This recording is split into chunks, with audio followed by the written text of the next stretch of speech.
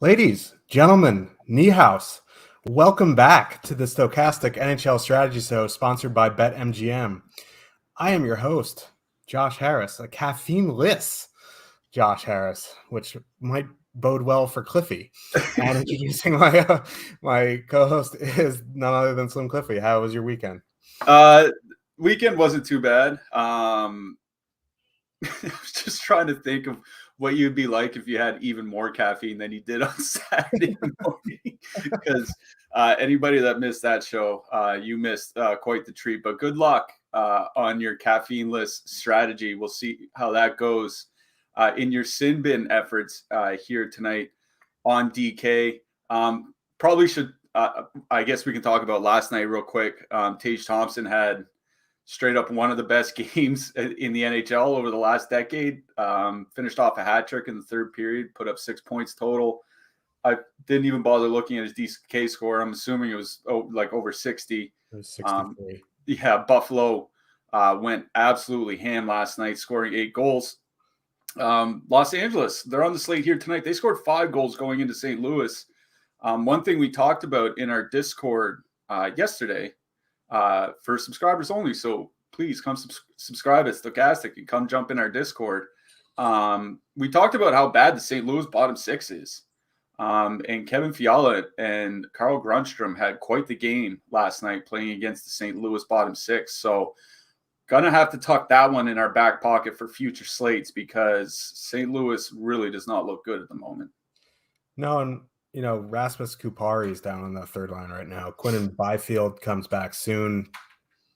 Don't know. There's probably similar players at this point in their career, but like for that price, you'll be able to get a full line for around 10,000 against them with some good matchups. Get Fiala on power play 1, but yeah, I also faded Buffalo last night. They were 45+% in most GPPs, and it's not like Buffalo 1 plays 20, 21 minutes a night. They're playing like 15, 16 minutes a night. So, yeah, they can get it done, which they obviously did last night. But I don't know.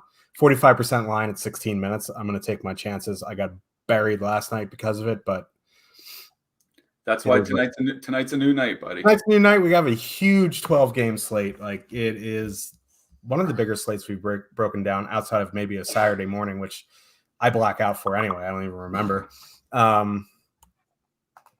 Yeah, there's some big totals here. The biggest total of the night is on the road. Most of these are big road totals. There's a couple big home totals as well, but luckily right after us, there isn't a show. The next show after us is at 5:30. So if we do spill over a couple minutes, we will be able to get through all the games. And give us a like and subscribe so you can keep up with all of our shows, DFS offers, giveaways, and much more. Once you subscribe, hit that notification button to get alerts when our shows go live. Like here we are. You probably got an alert. Don't forget, most of our content is available in podcast form, except for Live Before Locks, on the platform of your choice. Help us out by leaving a 5-star review. Very important for us. It helps us out a lot. Helps you guys get all these free content. And it helps, if you're here, sometimes I go crazy and you get to witness that. So that's good. We have a 12 gamer though, and we should probably start talking about that. So let's do it. First game of the night, we have the Ottawa Senators with a 2.8 total heading into Tampa. The Lightning have a 3.7 total. Same lines for Tampa, it looks like. Hagel, Point, Kucherov, Killorn, Paul, Stamkos, Colton, Nemestikov, Kepke, whatever. Not enough time for that. Ottawa Senators with Josh Norris out for possibly the year. They decided to replace Derek Brassard in the second line with Shane Pinto, which is very nice. He was 35-1 to start the year as a Calder favorite. He's up to 10-1. He just got NHL Rookie of the Month. Now he's in between DeBrincat and Giroux. Not going to see a lot of Point, Kucherov, Hagel tonight. Now, I'm talking from a 1 to 3 lineup perspective. Don't know how much Ottawa I'm getting to here, but that Pinto, DeBrincat, Giroux line could be saved for another day. What are you seeing? Yeah. Funny enough, I kind of don't mind the Ottawa side here. I'll dig into why. The Tampa Bay penalty kill just hasn't been that great this year. Third most expected goals against per 60 minutes on the penalty kill. Third most shots allowed on the penalty kill as well. Andrei Vasilevsky has been fairly, pretty good, but their actual goals against is still like the middle of the league. Like it's really nothing that special. And Ottawa's top power play unit has been good going back to last year, both with and without Josh Norris. So we're not showing much ownership on Ottawa. The Batherson, Stützle, Tkachuk line by our top stacks tool, well under 1%. Like nobody's going to be playing Ottawa here tonight. And sometimes people can kind of pigeonhole teams and what they can and can't do. Like Tampa Bay's been an average defensive team at 5-on-5 this year, like right in the middle with teams like Vancouver and Washington. Their actual goals against, a little bit worse, down with just ahead of Detroit. Not great at 5-on-5, not great on the penalty kill. That Stützle, Batherson, and Tkachuk line has been really good this year. 3.5 expected goals generated per 60 minutes, 4 goals generated, playing 17 to 19 minutes. You just talked about how Buffalo's top line doesn't get a lot of ice time sometimes. Well, these guys typically play 17 to 19 minutes. They're all on the top power play. Drake Batherson shooting more at 5-on-5. Victor Hedman may not be playing tonight for Tampa Bay either. I don't know, man. Like I think, we can't assume that this is just the Tampa team of, 2-3 years ago or even last year. They've lost pieces. Guys are hurt. They haven't started the season well. Like I think there's a lot of reason to go to that Stützle, Batherson, Tkachuk line here from Ottawa. If you want to add in Alex DeBrincat or whatever, just use DeBrincat as a one-off or something like that. I think that's perfectly fine, but I do like that Ottawa top line. On the Tampa side, it would probably be going to that Stamkos, Paul, Killorn line. Now, I don't have any problem using Point and Kucherov and Hagel instead. That line has been pretty good for Tampa here in a small sample. But Stamkos, getting the top power play minutes for Tampa Bay. Nick Paul has been playing, I think he's been over 19 minutes in his last 2 games. Like he's been playing a lot for this team as the bottom 6. Hasn't really looked as good as it has over the last 3 or 4 seasons. So I don't mind that's like a Stamkos Paul 2-man or just a Stamkos one-off or something like that. So that's kind of where I am here is the Stützle line on the Ottawa side. I do like them here tonight, especially for anybody playing, I'd say they're even viable in a 3-max or something like that. Like Tkachuk had 4 goals against Tampa in 4 games last year. Batherson had 4 assists in 3 games against Tampa. Like sometimes these games against these 2 teams can kind of get out of hand. Like I said, Tampa not great defensively this year. So really don't mind that Stützle line for Ottawa here. Yeah, and if Hedman's out, he's not like the best defensive defenseman of all time, but if he's out, these minutes get allocated to like Nick Perbix, Ian Cole, Cal Foote, you know what I mean? Like bit iffy there. The one thing I will say about Tampa that worries me a little bit, I don't really love their 5-on-5 lines, and they're getting close to double-digit ownership on a 12-game slate. If they're a little bit lower owned, I'd be like, yeah, let's ride Broncos country. Let's ride with Steven Stamkos or like a Kucherov and Point, but like 9% for Point and Kucherov. Yeah, it's fine. But I just, Tampa, I feel like gets the love of Vegas for what they've done, not what they're going to do. You know what I mean? So I don't know. I feel like their total's a little inflated, especially if Hedman's out, but we'll see how the runs come throughout the day. And if they come down, I'll be more interested in Tampa. Let's move to that blue line. Do you like Chabot at 6,300, especially if you are using Ottawa? Also, Jake Sanderson is fine for me. Brandstrom, if you want to punt, I guess that's fine. But I think I'm more in on Chabot. On the Tampa side, if Hedman's out, Sergachev definitely becomes one of the premier options on Tampa at 5,400 on DraftKings. Chernak at 2,700 is fine. And I would assume, Cal Foote moves up into the lineup at 2,500, but that remains to be seen. As of now, Hedman's a game time decision, so we'll leave it at that. Yeah, I'm not going to add too much to that. Obviously, Sergachev would be a great play if Hedman's out. On FanDuel, Chabot's price is pretty reasonable, only 5,700. I think it's even a decent spot to one off him because of that Tampa penalty kill. Chernak on FanDuel as well. He's pretty cheap there, so don't mind him. So let's move on to the next game of the night. We have the Philadelphia Flyers going into the Garden. The New York Rangers have a 3.6 total. Flyers have a 2.4 total. Carter Hart against Igor Shesterkin. Same lines for the Rangers: Kreider, Zibanejad, Capo Caco, Panarin, Trocheck, Lafreniere, Vesey, Goudreau, Julien Gauthier. Flyer side: Farabee, Hayes, Konechny, Noah Cates, Lawton, Tippett. First thing, for a 12-gamer, Rangers getting decent ownership here, 6-7%. I guess that's kind of high for a 12-gamer, but this is a very good matchup. Now, I don't know how much ownership Carter Hart's going to get, but he has been lights out to start the season. He's probably an interesting goalie.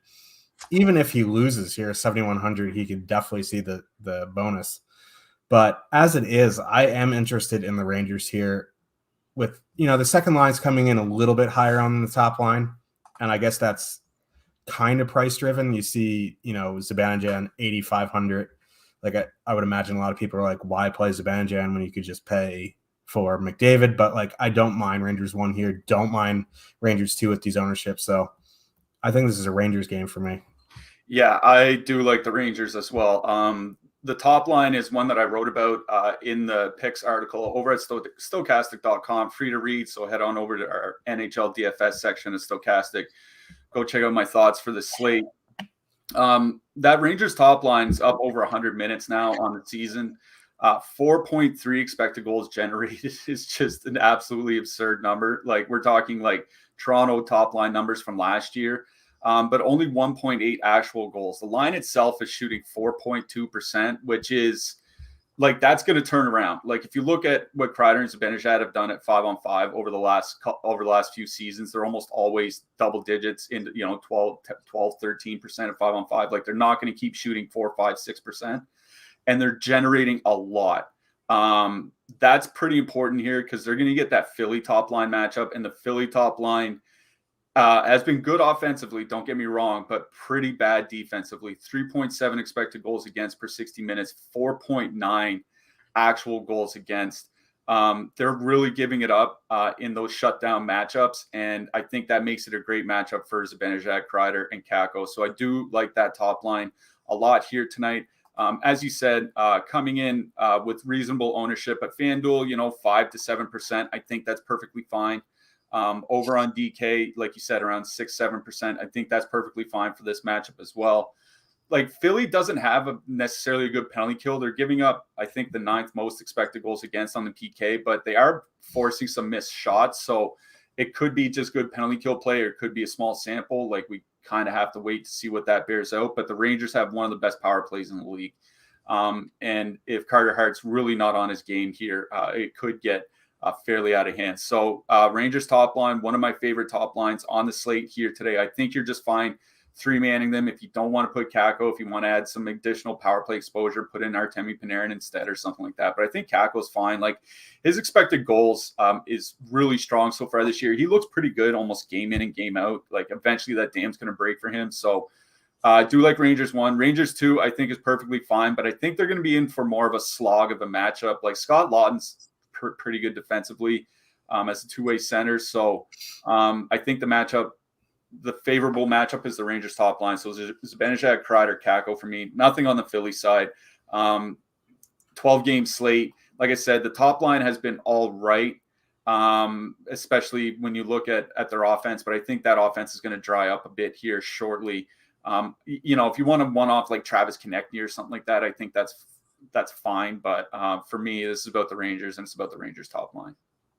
Yeah, agreed. And going into Igor on a 12-game slate with a 2.4 total on the road, I'm not going to get there in 1-3. If you want to have some Hayes Konechny in your 150 mix, like in your portfolio, that's fine. But like I'm also out on the Flyers. Moving to the blue line, Adam Fox expensive for $7K on DraftKings. Trouba 6,100 on DraftKings. I guess it's kind of, if you're power play stacking or you want to save the 700, I think either are fine. Keandre Miller in Arizona had an assist, 4 shots on goal, 2 blocks. He's 2,600. His peripherals are starting to come around. He's starting to shoot the puck.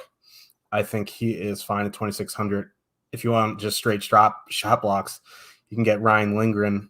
You don't get points for, getting bruises or bloody, but he'll probably do both tonight. On the Flyer side, not much. I guess like if you're coming down to your last few lineups in 150 max, you can add in D'Angelo to a Flyers 1, but that's really about it. Yeah, I'll say the only thing I really like on the Flyers is on FanDuel. Travis Sanheim, 3,800. You can probably rely on him to play over 20 minutes. Might have to block quite a few shots here tonight. So might have a decent floor to work with over on FanDuel. Hopefully you can donk an assist or something like that. So that's the only thing I'll add. You have any shot volume concerns for Igor tonight? I mean, I do because the Flyers typically can't generate a ton, but he also has pretty good shutout potential here. I think 8,300 is kind of fine. It's one of those, like, I don't say you have to play him, but if you have that salary left and put him in, like, I think that's perfectly fine. Fair enough. Let's move on to the next game of the night. A lot of high roll totals. Vegas Golden Knights with a 3.5 total heading into Washington. The Capitals have a 2.9. I'm assuming that John Carlson's still out tonight. He was, day-to-day, and Oshie's out indefinitely. They ran Ovechkin, Strome, Sheary, Johansson, Kuznetsov, McMichael, Protas, Eller, Mantha. And it looks like Orlov started on power play 1, but he didn't finish. Eric Gustafsson ended up on power play 1, which is a scene, to say the least. And then on the Vegas side, it's pretty much status quo. Vegas, not too much ownership on this top line. 4.5%, 3.5 total. Caps on the back-to-back, probably starting Charlie Lindgren tonight. I don't know. Like, at this ownership, there's going to be a lot of lines in this, I would say 3 to 7% range that are very playable tonight, Vegas being one of them, both Vegas lines being 2 of them.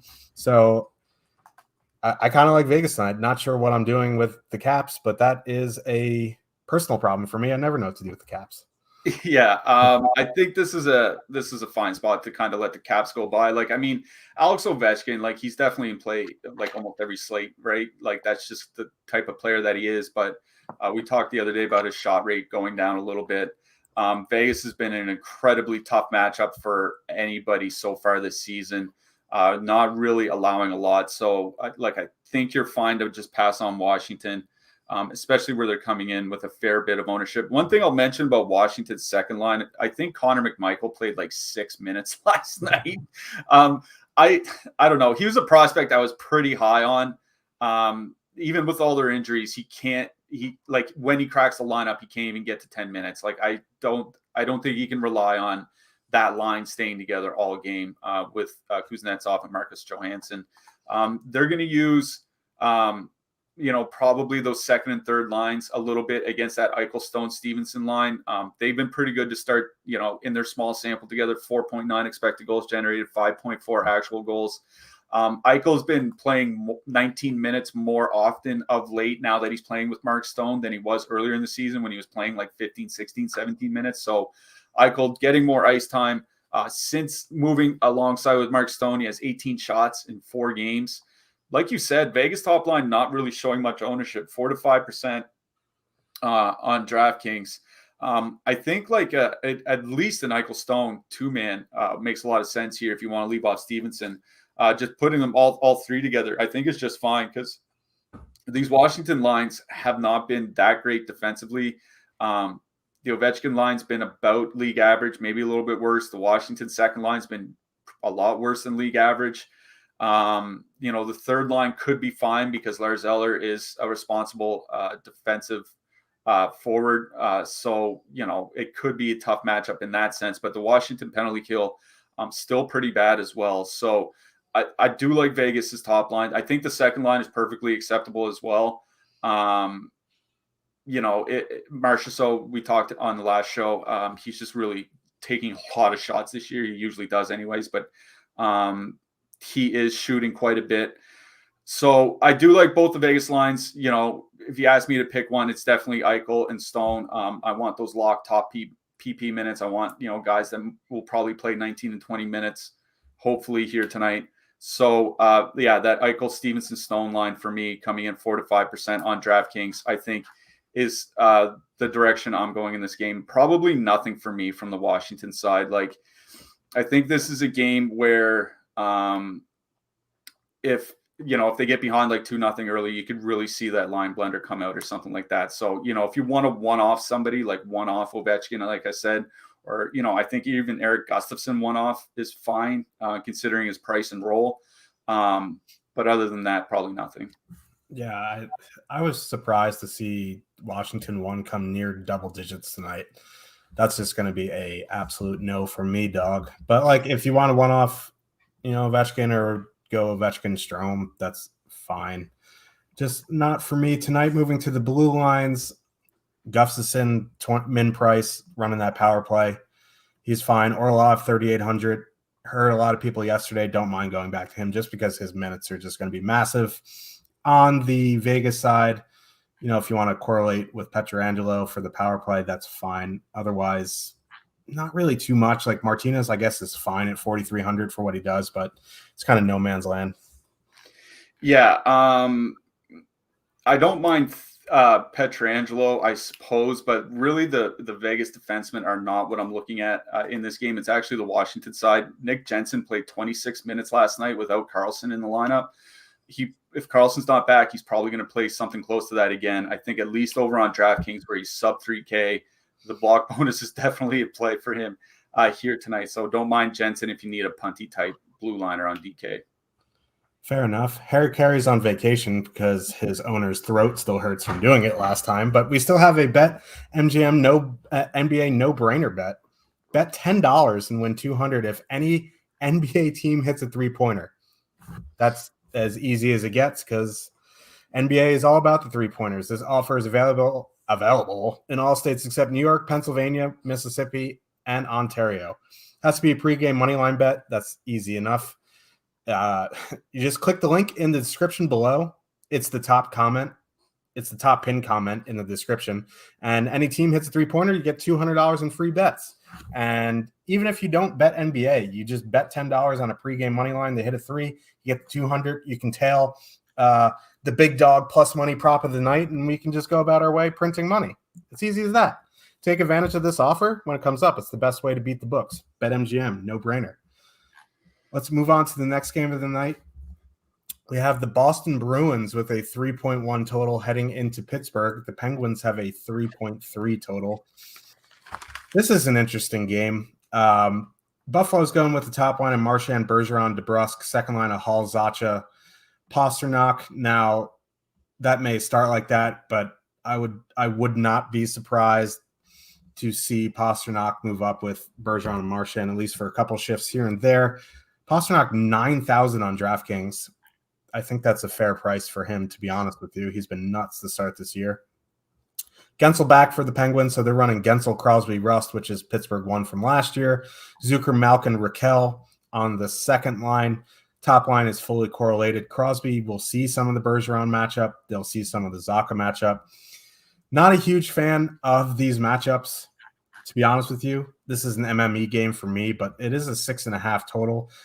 Ownership is fairly low. I think you can get to both sides in your portfolio here. Yeah, I'm going to bring up our top stacks tool here real quick because I just want to show the leverage. Pittsburgh won our top leverage line of the night over on DraftKings, and Boston won number 3, not too far behind them. It's relatively the same on FanDuel, where Pittsburgh 1 isn't carrying much ownership. Boston 2 is the line that has good leverage over on FanDuel, but there's just not going to be much ownership here in this game, which is kind of surprising considering it's a 6.5 total. What I mentioned in the picks article that I wrote at Stokastic today is the impact that Brad Marchand has returning on the power play. And we talked about it in his first game back as well. But just to kind of reiterate, depending on which years you look at, the top power play unit scores anywhere from like 30% to 55% more often when he's on the power play than when he's not there. He really does make a big difference. The dual threat, playmaker, goal scorer type player. And that's important here tonight because Pittsburgh does not have a very good penalty kill. Second most expected goals against while shorthanded, 5th most actual goals against. And Boston is 5th in the league in creating power play opportunities for themselves. So, there's a chance Boston gets 4 or 5 power plays here tonight against the Pittsburgh team, like I said, with a very bad penalty kill. And if there's not going to be any ownership on Boston, we saw Brad Marchand and Patrice Bergeron do that just last week, where there wasn't a lot of ownership on Marchand's first game back. So they're absolutely, the top line is great at 5-on-5, both defensively and offensively. This is a really good power play matchup for that Boston top line. So I do like Boston 1 here. I don't really care if they get the Crosby or the Malkin matchups. Like even with like Gensel and Rust on that top line, that Pittsburgh top line is only about average defensively over the last 3 years, I should say. So it's not like it's a absolutely brutal matchup going into Pittsburgh. I think it might actually be worse for Pittsburgh, believe it or not. So I don't mind Boston 1 here as a stack. If you want to, I think David Pastrnak makes a nice one-off. I know he's super expensive here tonight, but if you don't want a full stack with the Bruins, you just want to get maybe a little bit of their power play. I think Pasternak's fine as a one-off, but it's Boston 1 that I like most here in this game. Probably not going to be much on the Pittsburgh side for me. They're not coming again. They're another team not coming in with much ownership, but I think going against Bergeron, going even against that Hall, Zacha, Pastrnak line, they've been pretty good defensively, even without David Krejci going back to last year. So probably just Boston 1 for me here. Like I said, Pastrnak 1 off I think is fine as well. Yeah, and you kind of saw, I think it was how bad Pittsburgh is defensively at times when they played the Edmonton Oilers in Edmonton. Like the Oilers put up 3 goals in 38 seconds and just changed the course of that game. It's always horrifying when Boston 1 is not getting much ownership in a very good power play matchup. So might have to fasten our seatbelts while this game is going. Moving to the blue line, Hemp is Lindholm, 4,500 running the top power play. If you want to include him for some more power play, go for it. Guys like Brandon Carlo and Derek Forbort, Connor Clifton, if you're looking for, some shot blocks is fine. On the Pittsburgh side, Letang's down under 6K. I just, maybe he comes down a little bit more. He might be out tonight too. Yeah, he might be out tonight as well. There just is not much on the Pittsburgh side that I want to play. Yeah, if Letang's out, I don't mind Petrie. He'll be power play 1 for Pittsburgh at least. Will probably play more minutes. And again, if Letang's out and you want to go to a cheaper defenseman, I think Marcus Pettersson makes a nice, cheap-ish play regardless of the site. So those are the two defensemen I'm looking at in this game. Not much for me from the Boston side. Yeah, not a huge fan of these blue liners. Let's move on to the next one. We have the Montreal Canadiens with a 2.6 total heading into Minnesota. The Wild have a 3.9 total. Jake Allen is probable. Marc-Andre Fleury is confirmed. Minnesota 1, I think, is our top projected owned line of the night. Almost 20%. That it will rival some Florida lines we'll talk about later. Freddie Gaudreau still up there at 3,300. Kaprizov and Zucker combined 15-8 on DK. Mason Shaw moving up with Joel Eriksson Ek and Matthew Boldy on that second line. That second line getting double-digit ownership as well. On the Montreal side, they're not getting any ownership. That top line is still interesting to me. They have a 2.6 total, which is a bit low compared to some of the other road totals, but that Minnesota top line fully correlated on the power play. Fairly cheap because Kirby Dach is 2,600. And Minnesota struggles on the penalty kill. So I don't mind getting some Montreal 1 here. What are you thinking? Yeah, I don't mind Montreal 1 either just because of the price. Like, they aren't really that expensive. It is a low road total. I'm just kind of wondering, why not just go to Vegas, which I think has a similar price? You know what I mean? They'll be higher owned, but a 4% line on a slate this large, I really don't care. But you know what I mean? Like, I think there are other options other than Montreal in that price range. Should also mention Jonathan Drouin in for Mike Hoffman. Don't know what that's going to do to the power play. I assume Drouin goes to the top power play unit. Montreal had been running 5 forwards on their top power play. Mike Hoffman was one of them. I assume Drouin goes to the top power play. So, him and Monahan are going to have power play correlation together and even strength correlation playing against Minnesota. But it's just on such a large slate where we do have lines that are comparable to Montreal. I'm just looking at some of the prices of lines right around them. We'll get to the New Jersey second line in a little bit. Like, they're just a little bit more expensive. The Vegas top line that we just talked about, a little bit less expensive. The Ottawa second line that you mentioned against Tampa Bay, a little bit less expensive. I just think there are better lines and better spots for similar prices here tonight. And on a slate this large, whether the line is 2% or 0.2%, it doesn't really matter that much. So I'm not really in on Montreal here. I like Minnesota. I'm not going to say I don't. It's just, do you want to choke on the ownership? And, Josh wasn't kidding about the ownership. I'll bring up our top stacks tool. Florida top line, our expected top own line, and then on DraftKings, and then Minnesota 1 and 2 right behind them. Over on FanDuel, Minnesota 1 and 2 are first and third by projected ownership. So there is going to be a lot of Minnesota ownership here tonight. I do think there are ways, you can put Eriksson Ek with Kaprizov or something like that, sliding Kalen Addison on the blue line. I'm not too worried about this. Montreal does have a really bad penalty kill, bottom 5 in the league by expected goals against. It's just they're getting pretty good goaltending. That goaltending holds up. Minnesota falters. If it doesn't, Minnesota could really crush here tonight. So I do like Minnesota 1. If you want to go to Minnesota 2 or just add in Matt Boldy, like Kaprizov and Boldy or something like that, I think that's fine. I just think you want to get in those Minnesota power play guys in your lineup tonight, even if it's just one-offing a relatively cheap Matt Boldy here. I think Minnesota's just kind of in too good of a spot power play wise to just look past them. Yeah, and there's ways to get different if you want. In a vacuum, ownership doesn't really matter, which we've talked about before. If you want to get different, just full power play stack. Add in Kalen Addison at 4K.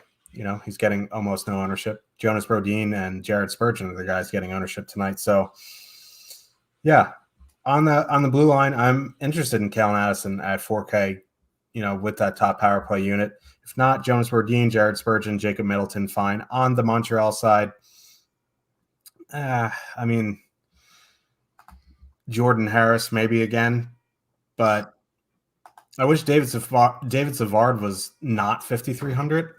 That price just boggles my mind. Yeah, there isn't a whole lot for Montreal defensemen. I was going to say Caden Gooley, him or Harris would be fine if you need, some guys that are relatively cheap. I did write up Addison because it is such a good power play matchup for Minnesota. So don't mind him here tonight.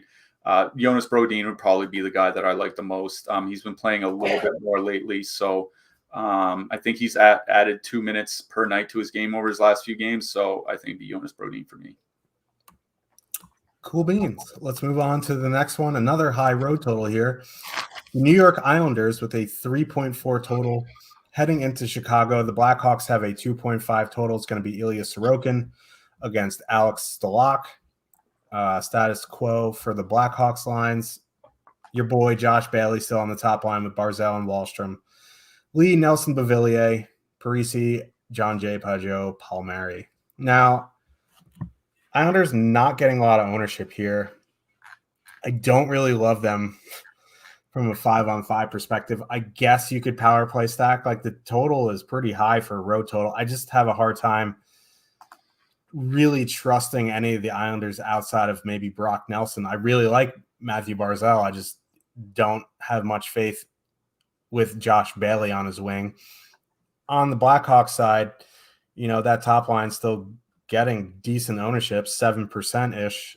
Seems pretty high going into Sorokin tonight. I think this is more of an MME game for me.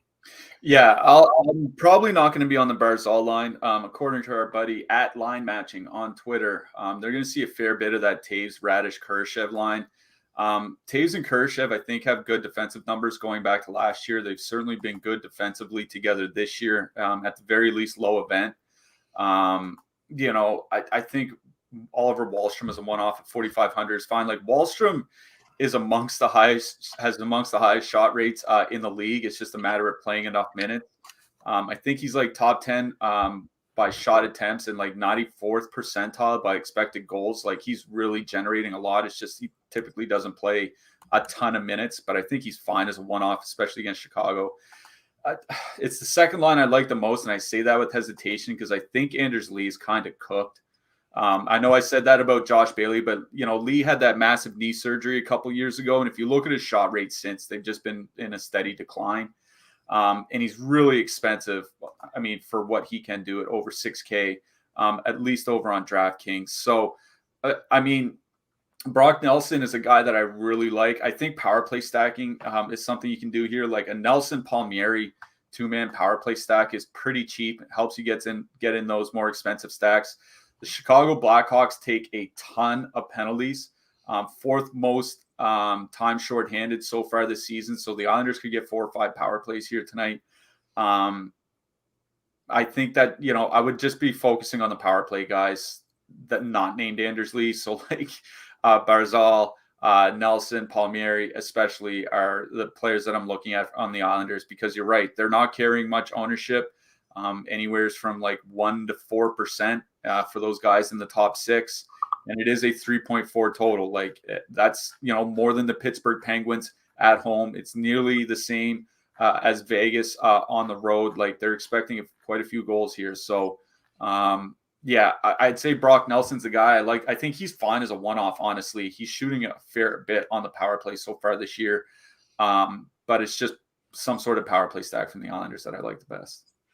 Yeah, something I was messing around with was Nelson Dobson, and we'll get to that blue line now. I really like Noah Dobson tonight, 6,700. I think, if you're doing anything with the Islanders power play, you should include him. He is a bit pricey, but it is what it is. If not, I guess Ryan Pulock is fine at 4,300.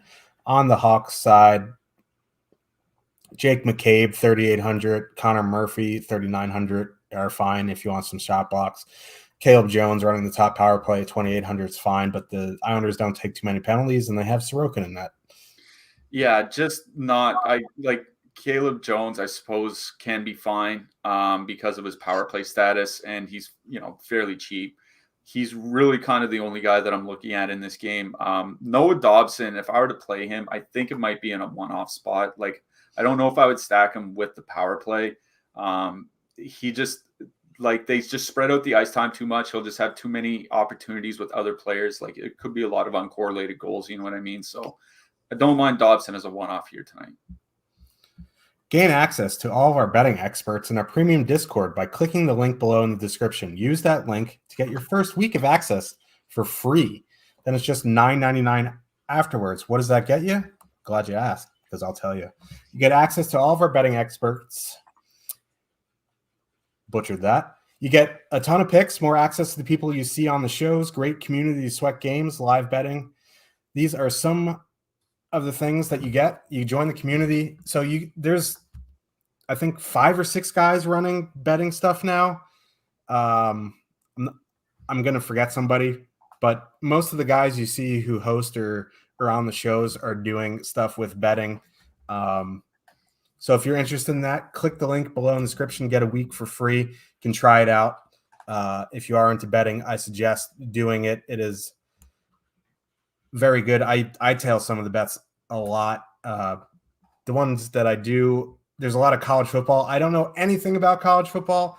I tail some of these college football bets and I win. It's great. So click the link in the description below. Get your first week for free.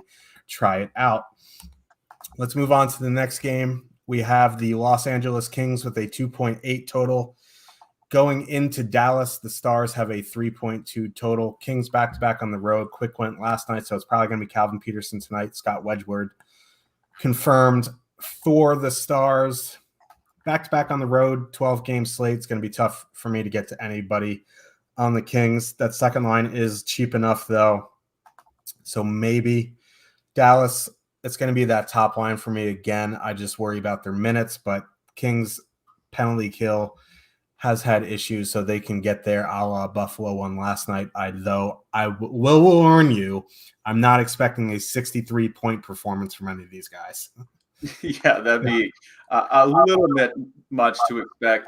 The one thing that's kind of I'm going to say I'm drawn to the Los Angeles Kings side here. Listen, I know it's a road back-to-back, but Dallas is starting Wedgwood, not Ottinger, and that's a pretty big decline in net. And it looks like Miro Heiskanen is probably not going to play here tonight. If there's no Heiskanen, like I went and looked at their defensive numbers with and without Heiskanen. Like they're well below average expected goals against when Heiskanen's on the ice this year and above average expected goals against when he's off the ice. Like he makes a big, big difference for this team defensively. But it's not the Kings top line it would go to. It would be the Kings second line. You're right. They are fairly cheap over on DraftKings. They're coming in with more ownership on FanDuel, so I think they're fine to let go there. But DK, they're under 12,000.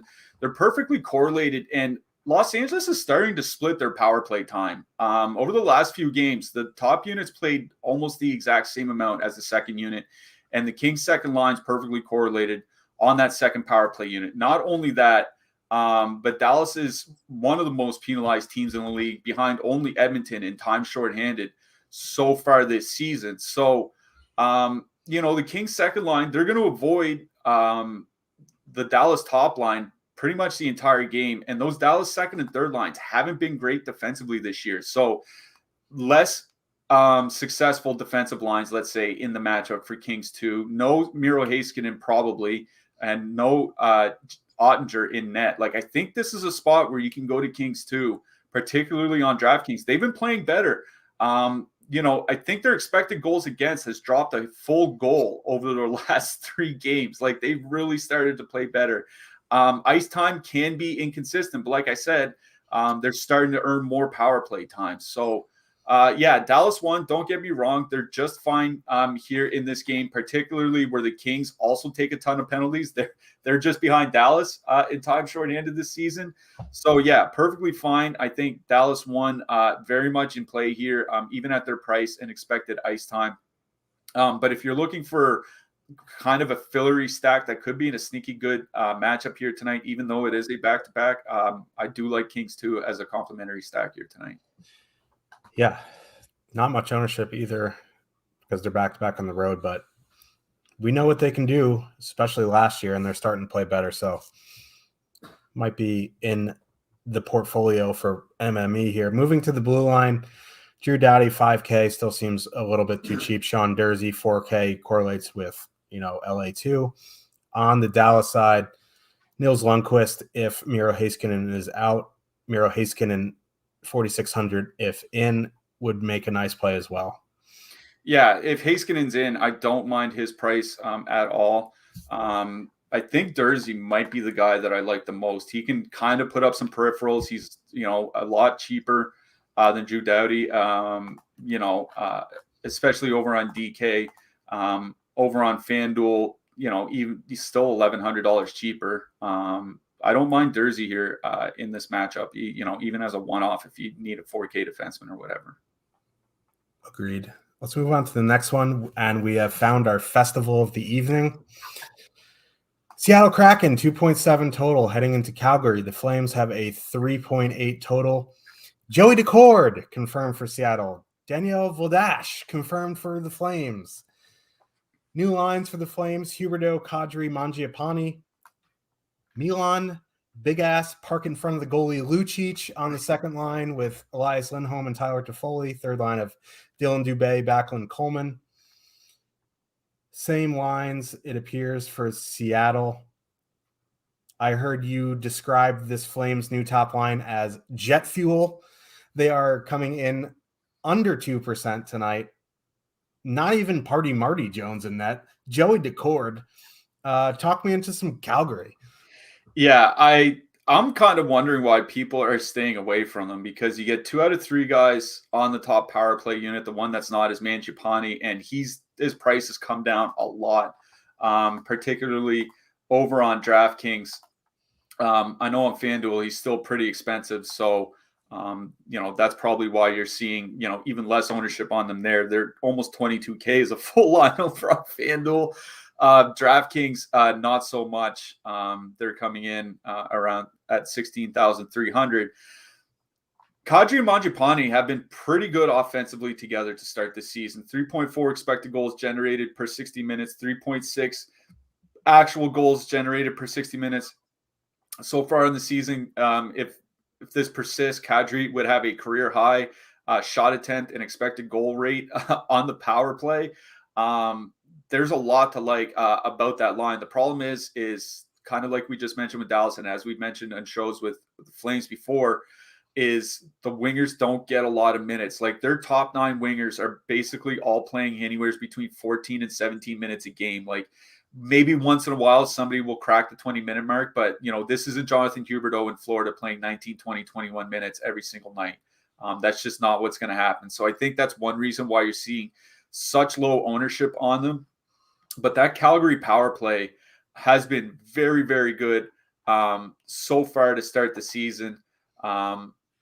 I kind of like that Kadri line. Kadri, like, just full 3-man stacking them, because like I said, you get 2 out of 3 on the power play. Like, Seattle's down to their 4th-string goaltending, and it isn't as if the first 3 strings have been anything to write home about over the last season and a bit. So, Kadri, Mangiapane, and Huberdeau is a line that I do like here. Like, Seattle's 5-on-5 lines are actually fairly good, so that could be a reasonably tough matchup. But like I said, bad goaltending and a great power play for Calgary. So Kadri, Huberdeau, Mangiapane, I like that line here tonight. On the Seattle side, I don't mind the Bjorkstrand, Burakovsky, Wenberg line. I feel like I talk about them every time they're on the slate, but it's like eventually Bjorkstrand won't keep shooting 3%, right?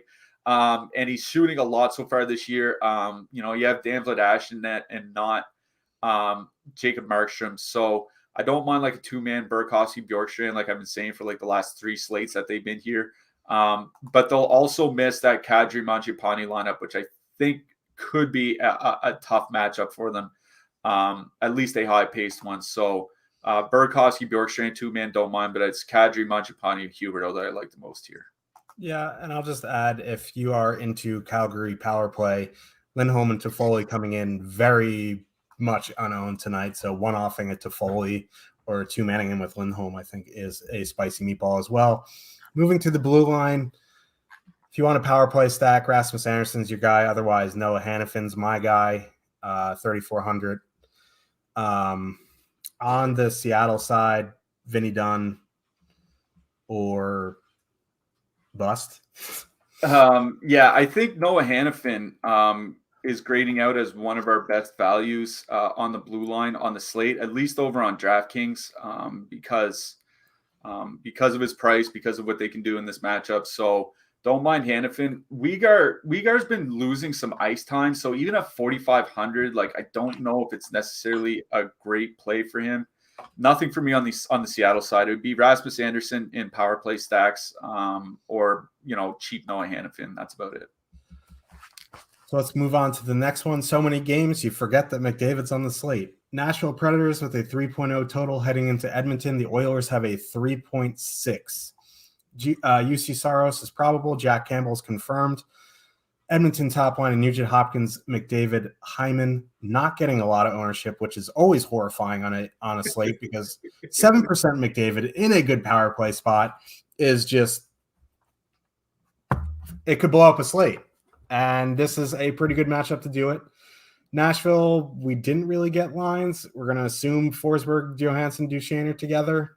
Don't particularly love them.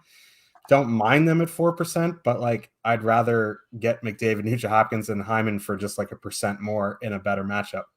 Yeah, the problem with Nashville, I'm just going to say I'm not playing Nashville here tonight, and the big reason is we just don't have lines.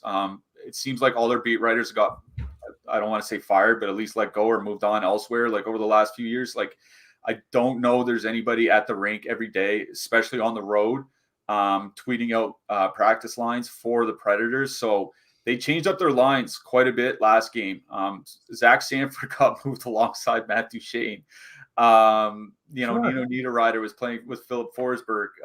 We don't know what the lines are going to be. There are enough games tonight that start late that, if you do go with Nashville and there's a different line that's, at warm-ups, you can swap out of it or whatever. But they just haven't even been a good team so far this year. So I think if I were to do anything for Nashville, it'd be like a one-off Philip Forsberg or one-off Roman Josi. Edmonton is the most penalized team in the NHL, giving up the most time shorthanded. So I think Roman Josi makes a ton of sense on the blue line here tonight for Nashville. But yeah, it's the Edmonton side here that I really, really like.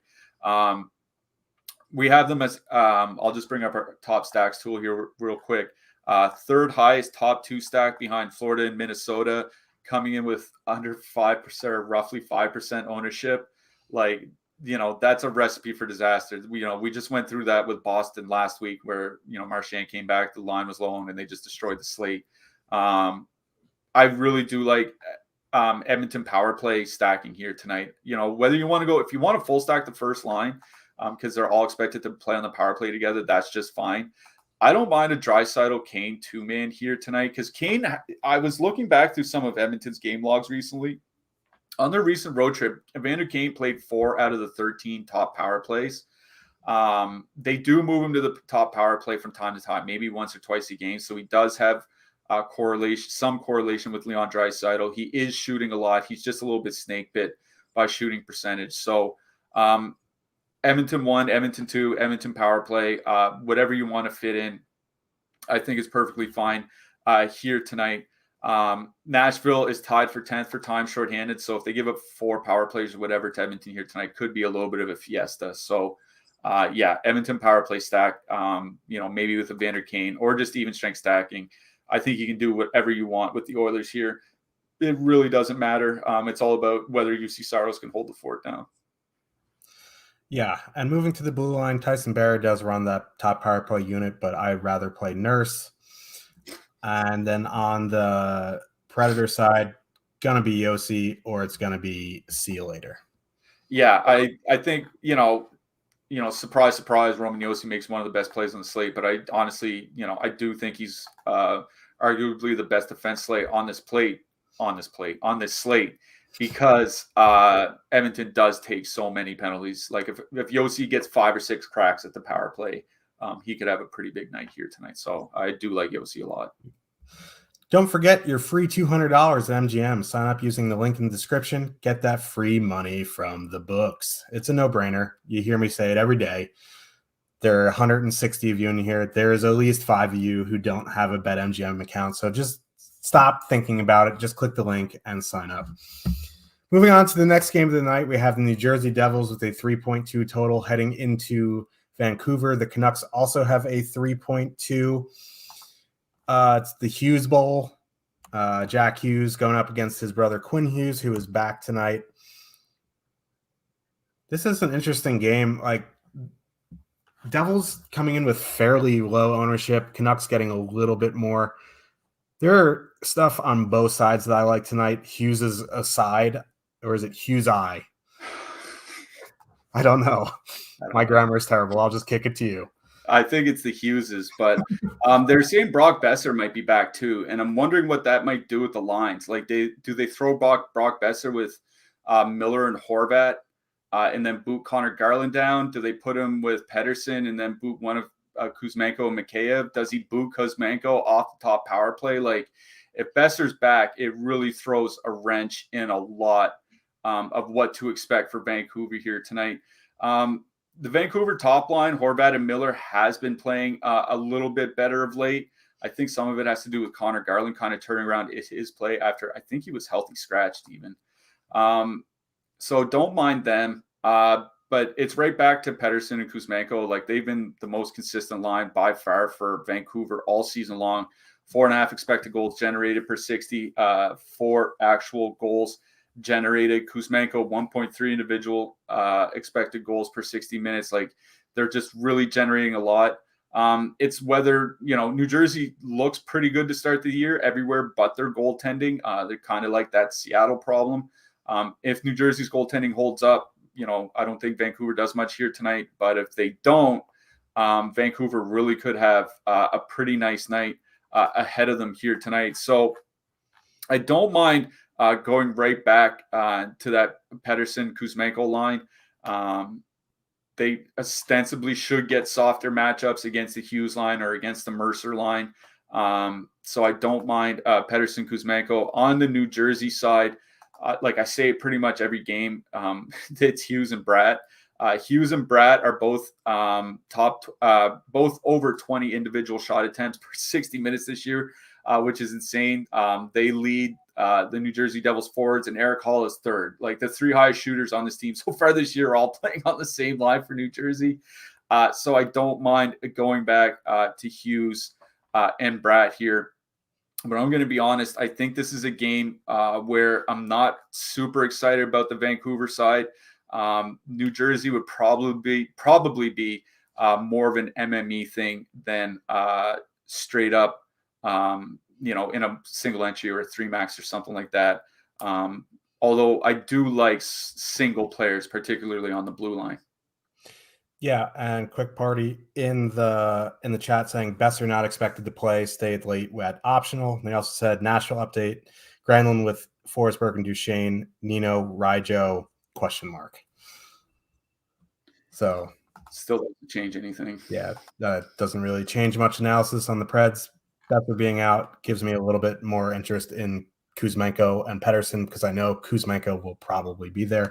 On the blue line, Dougie Hamilton, I think, is fine at 6,600. I'd rather just play Graves or Siegenthaler, who just the Devils' defensive numbers are just weirdly ridiculous. Quinn Hughes being back, I think, is an interesting option as well. Yeah, I think Ryan Graves might actually be the guy that I kind of like the most here. 21 plus minutes in his last 3 games. Relatively cheap. I think he can put up some decent peripherals here. He's one of the lower priced defensemen that I like on this slate. 2 games left. Big one coming up. Florida Panthers with a 3.9 total, the highest of the night. Going into Arizona, the Coyotes have a 2.5. Unconfirmed goalie in Florida, probably going to be Bob, though. And Vejmelka for the Coyotes. Big old ownership on the Panthers top line here. Verhaeghe, Barkov, Kachuk. Second line getting some ownership as well, especially, Sam Reinhart, who's on the top power play. Anton Lundell also on the top power play, garnering 6% on the third line. He has been consistently playing 15, 16, 17 minutes, which is nice for a third liner. On the Coyote side, top line getting, 1.5%, which seems like nothing, but for some other matchups that are also getting 1.5%, I'd much rather go to them. So it's just a question of what you want to do with the Florida Panthers ownership. And I still haven't made that decision. Have you? I posted on our Discord. I might ride the Lightning and fade the Panthers here tonight in single entry. I did write up Sam Reinhart. Like, I couldn't believe he doesn't have a 5-on-5 point so far this season. It's actually kind of wild how, a little bit unlucky how he's been to start the year. He's playing over 21 minutes a game, over 3 shots per game on that top power play. He's been priced down, especially a lot on DraftKings. The team's just shooting 4.6% with him on the ice. Like, Sam Bennett's not a high percentage shooter. Rudolph Balcers is not a high percentage shooter. They're kind of relying on Reinhart. Reinhart typically shoots, 16, 17, 18%. So to see him at 0% even after 9 games feels like there's some positive regression coming his way. So I honestly think you just go to a Florida power play stack. Barkov's price isn't that expensive, at least on DK. Reinhardt's price isn't as well. So, you can stack them with Matthew Tkachuk, and it's, like a 19K line or something like that. It's really not that bad. It's just a lot of ownership, but I think it's completely justified. Like, Arizona, it seems like they're, unless they're playing Toronto, it seems like they're allowing 5 or 6 goals pretty much every single game. So, Florida's second in power play opportunities per game. Arizona's 6th in time shorthanded. Like, the Florida power play could get a lot of chances here tonight. So I would just Florida power play stack. I think that's perfectly acceptable to do here. I'll say real quick on Arizona 1, I kind of like seeing Dylan Guenther jump up to the top line with Keller and Boyd. Like, Guenther, he was nearly 2 points per game over his last 2 seasons in the WHL. He's a highly touted prospect. Like, I want to see how he actually plays with Keller. I don't hate that line, but it does Arizona score enough to support a stack. I think it'd be more of a case of like one-off against her than just full stacking that Arizona line. I really appreciate you taking a dig at the Leafs, even though they're not on the slate. We will have to see it. Moving to the blue line, I think Montour's the guy. You want to get a little spicy for some lower ownership. Forsling at $100 more is getting a fifth of the ownership of Montour. On the Arizona side, not really much interesting me there. Maybe some ghosts, but he's very expensive on DK. Yeah, the one guy I'll mention is Josh Brown. Probably will have a lot of opportunities to block some shots here tonight. Don't mind Brown as like a block type on DraftKings. For sure. Let's get to the last game of the night.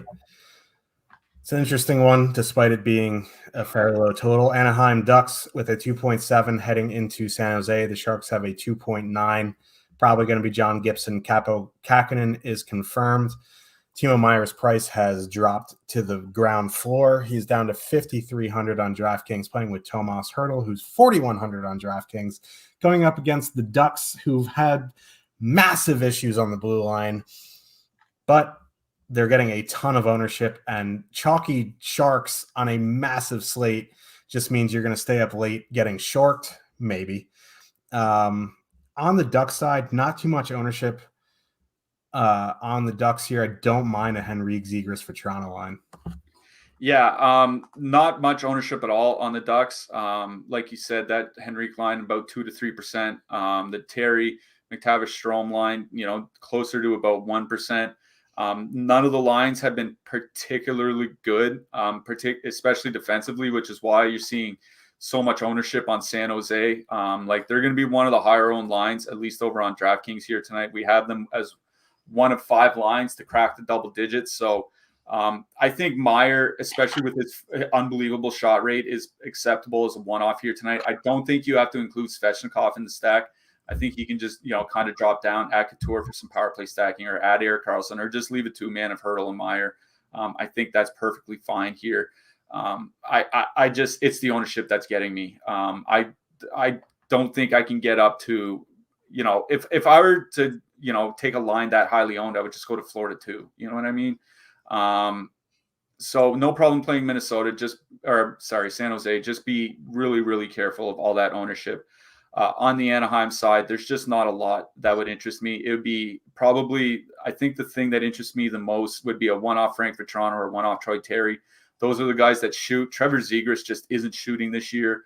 He hasn't looked as good as they did last year with Adam Henrique. So just some one-off guys for the Anaheim side. Yeah, and a late game. The only 10:30 Eastern start with heavy ownership is always just a recipe for staying up late. So, yay. For late night Tuesdays, who you liking in net tonight? Regardless of site, I'll say Shesterkin, Thatcher Demko as long as he starts. Jack Campbell for Edmonton. Over on FanDuel, Marc-Andre Fleury's price still hasn't come up that much. Don't mind him. Capo Kakinen there in that San Jose game on FanDuel as well. Yeah, I agree. I'll add in Ilya Sorokin. Don't mind Logan Thompson either. I don't know if I'd one off him, maybe just have him in some Vegas stacks. Yeah. And since I've been stealing your hat trick pick, I'll go to you first. Well, I hope you're not going from your favorite team, so I'm going with Chris Kreider tonight. Oh, I am not. I am going Nazem Kadri. All right. I like it. Kadri and Kreider, 2 Ks, not 3. Yeah, so that ran a little bit over, but coming up after us at 5:30, we have the NBA Deeper Dive with the other Josh, the more well-known Josh Engelman with Adam Schur. We will be back. Are we back tomorrow? We are not back tomorrow. We will be back Thursday for another big old slate. This is one of those weeks where it's going small, big, small, big, small, big. So we have some big slates this week. So for producer Slim Cliffy, I'm your host, Josh Harris. We will see you on Thursday. Good luck, everybody. Good luck tonight.